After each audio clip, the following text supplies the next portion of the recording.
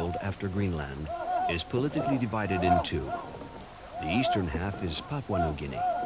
The western half is Irian Jaya, a former Dutch colony that became an Indonesian province in 1963. On the southern coast of this province lived the Asmat.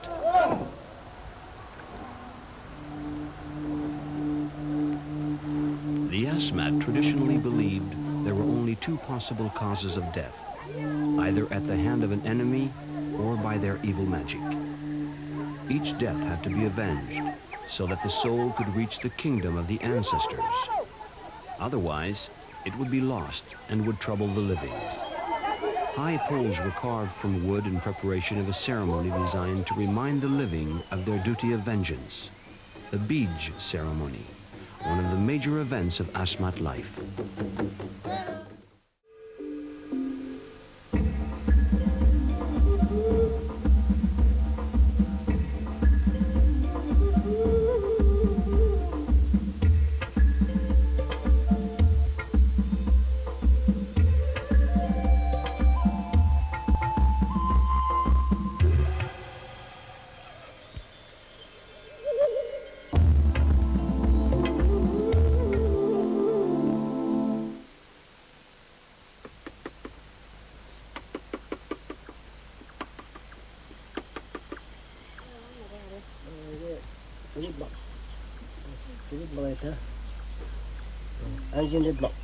Wood carvings are of great significance for the Asmat, as it's through them that communication between the living and the dead is achieved.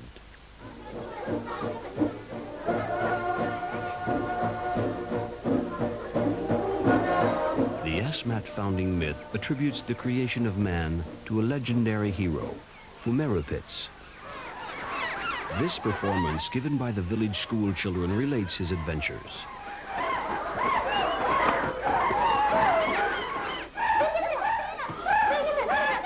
One day, Fumerupits was shipwrecked and washed up unconscious on a strange shore. Some birds saw him and landed around him. They revived him, but the world to which he awoke was deserted, and he could not bear the solitude.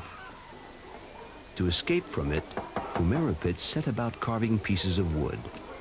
He started by making a drum, the very first drum.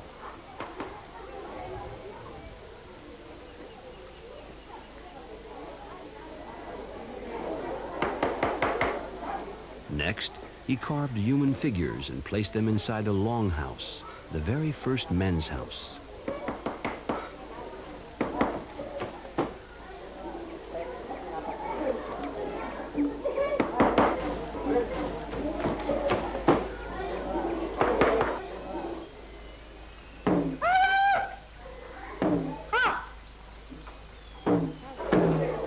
Then he played the drum and gave life to the wooden figures who started dancing. Thus were the original people born, who created the first of the Asmat clans.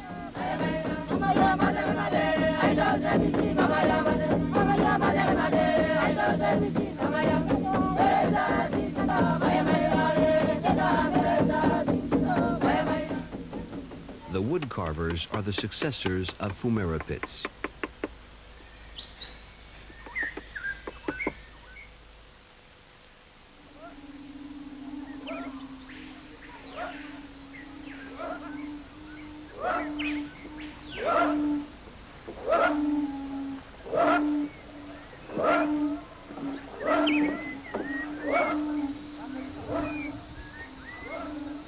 When the time comes to think about vengeance, and the community feels strong and well enough prepared, the men head off to the forest to bring back the trees needed to make the ancestor poles. The Biџz ceremony is the solemn promise made to the deceased that their death will be avenged.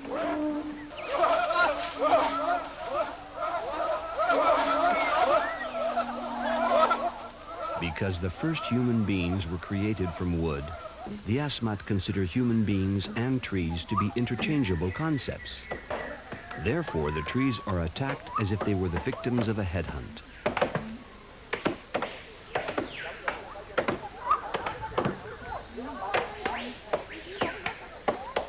All although the poles will never be more than 5 or 6 meters high, the trees chosen tower to over 20 meters.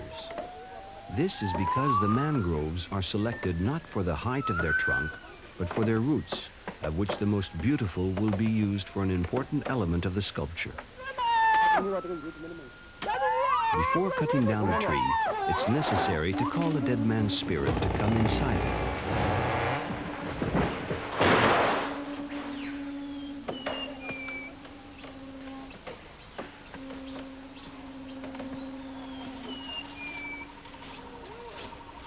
For the ceremony and preparation, 10 mangroves, previously chosen and marked, will be cut down.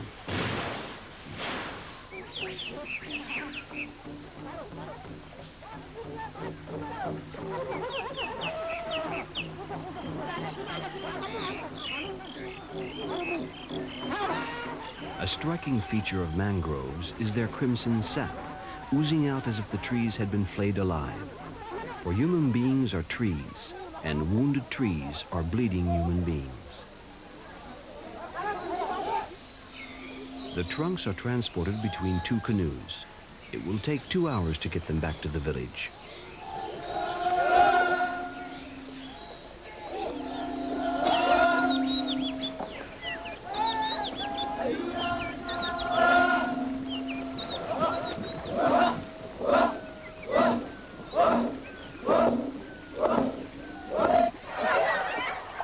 And a very strange welcome awaits the woodcutters. The women seem to have turned into furies, throwing sticks, arrows, and mud at them. This is the way they used to celebrate the return of the warriors after a headhunt expedition.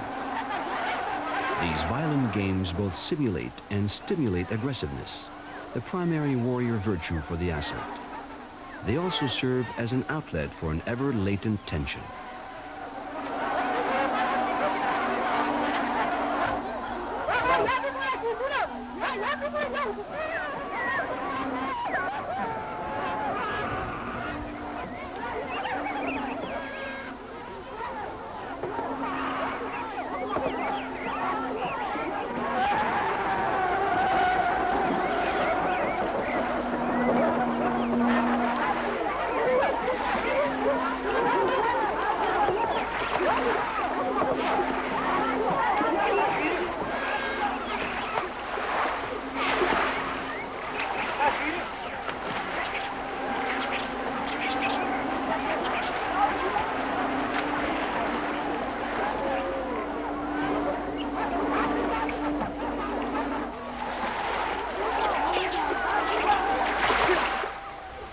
Such assaults can occur even outside a ceremonial context.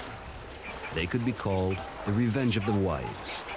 On these occasions, the women have the right to make their husbands pay for the daily vexations they have inflicted. The blows are real, and because the men do not fight back, blood often flows.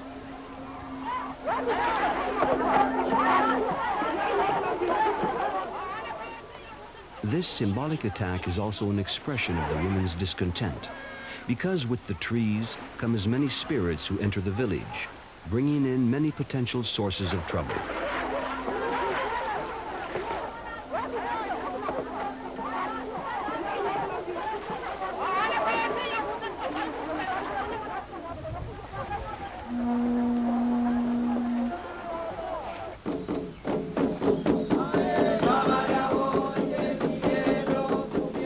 The sound of drums that accompanies every important event, the trunks will be placed in front of the men's house to be trimmed down to size.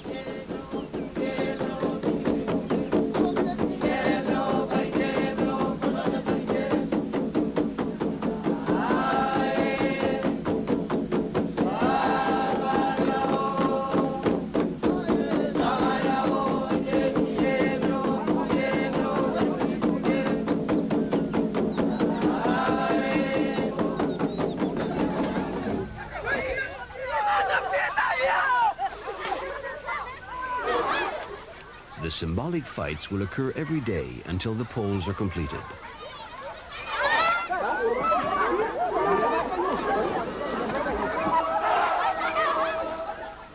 The carving of the ancestor poles takes place inside the men's house.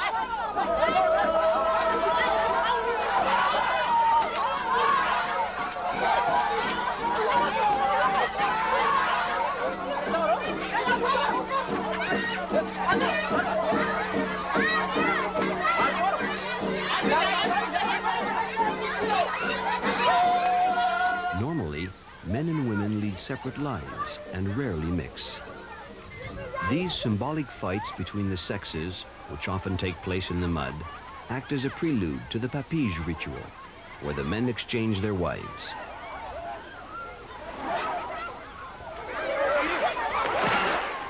This custom is practiced during major ceremonies, or when it's required by the seriousness of a situation. For example, in case of war or natural disasters.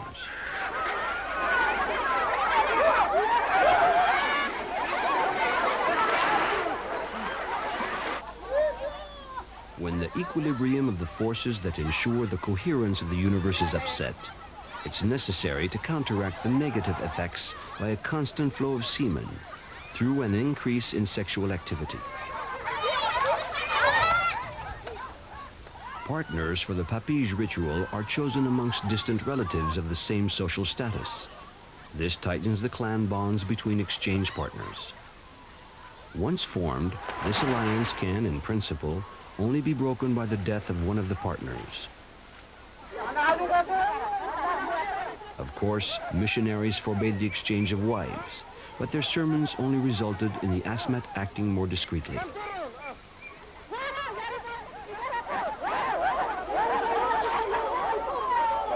Apart from the Bisj ritual, asmat's sexual behavior is very strict.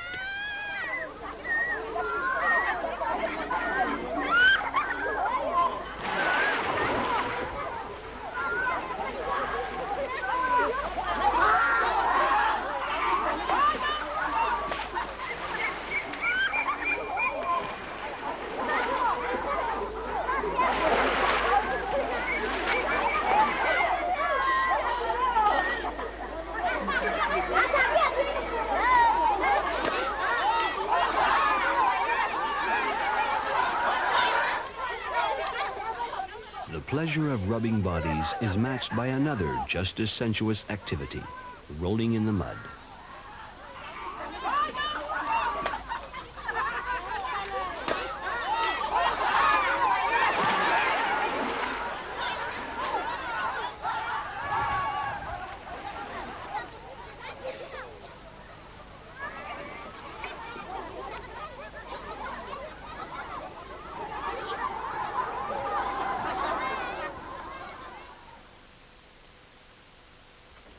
The yiu, the men's house, is at the core of the village's social and ceremonial life. This is where the living may meet the dead, where young boys undergo initiation, and where sacred objects are kept. It's also a sort of club, where men gather to smoke, talk, and carve wood.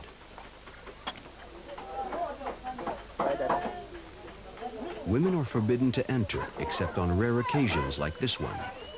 Their mission today is to drive out the spirits who may hinder the completion of the poles.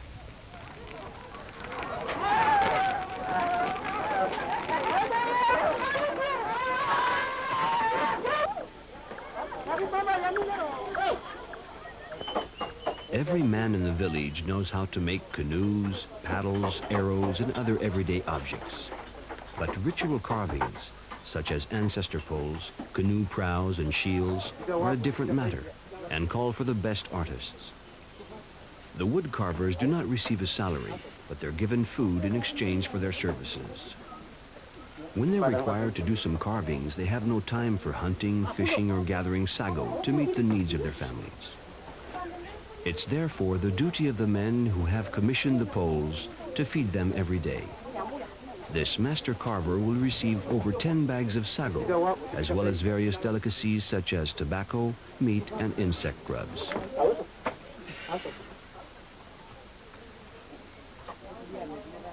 After 6 weeks of work, the carving is completed, and the painters are called in.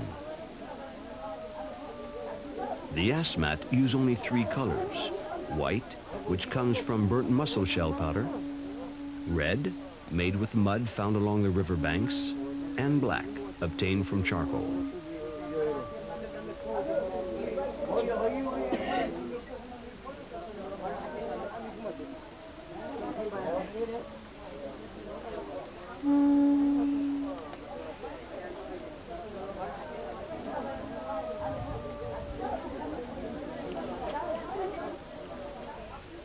Each color has a specific purpose. White represents skin. Red outlines ritual scarifications and bones. And black signifies hair.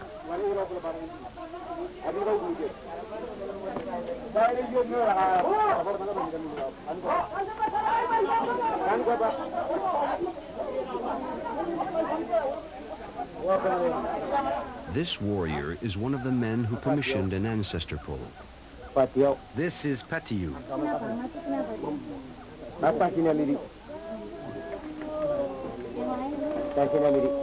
He was killed by a man from Pirian with an arrow.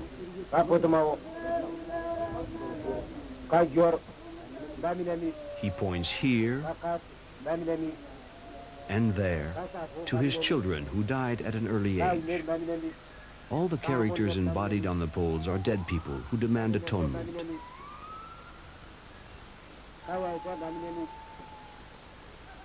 At the same time, they bestow virility and fertility, as well as granting their help and protection to those warriors about to set out on a head-hunting raid.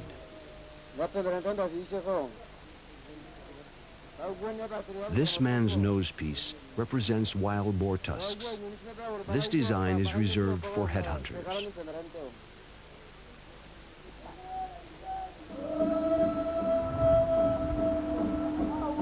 The ancestor poles are ready.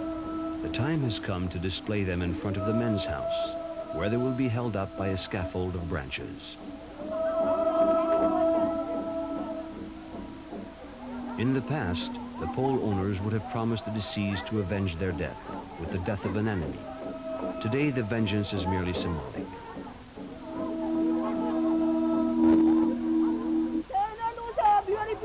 Oh, mother, I have killed a man from Biwar. Oh, mother, I have killed a man from Warkai. Oh, mother, I have killed a man from Nanai. This macabre litany will be repeated for each ancestor pole.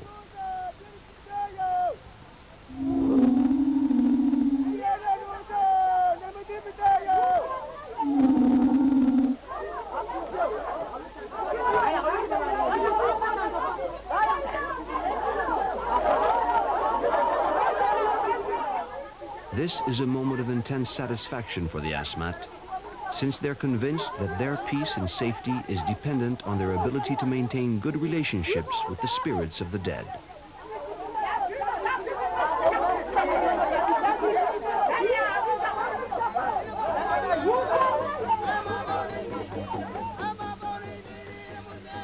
The women have missed nothing of the ceremony and are equally satisfied. Before headhunting was banned, it was their role to remind the men of their duty of vengeance and urge them to fulfill it.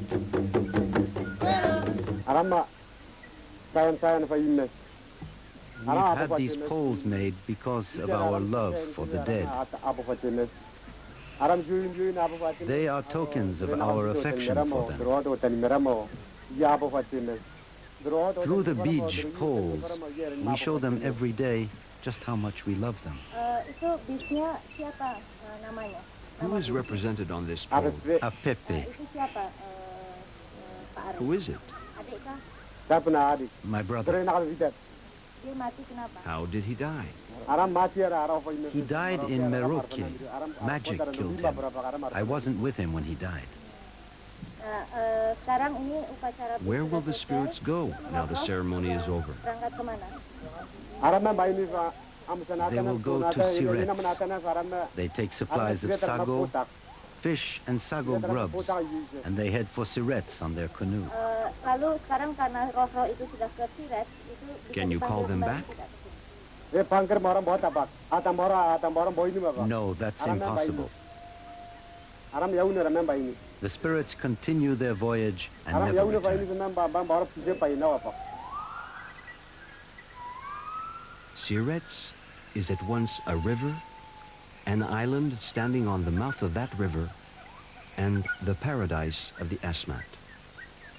Because they believed that no life can flourish without another life being sacrificed, the Asmat had made headhunting the cornerstone of their culture, a foundation stone on which their political, economic, and religious system was based. Nowadays, headhunting is banned, and the Bisj ceremony that used to be its prelude merely serves a commemorative purpose. The trees were carved with their roots upwards, for the world of the dead is a mirror of the world of the living, and the poles proudly point their giant penises towards the sky. The figures of the dead are represented in various postures: standing, squatting, sitting, hugging, or head down. They all give off a sense of tremendous power.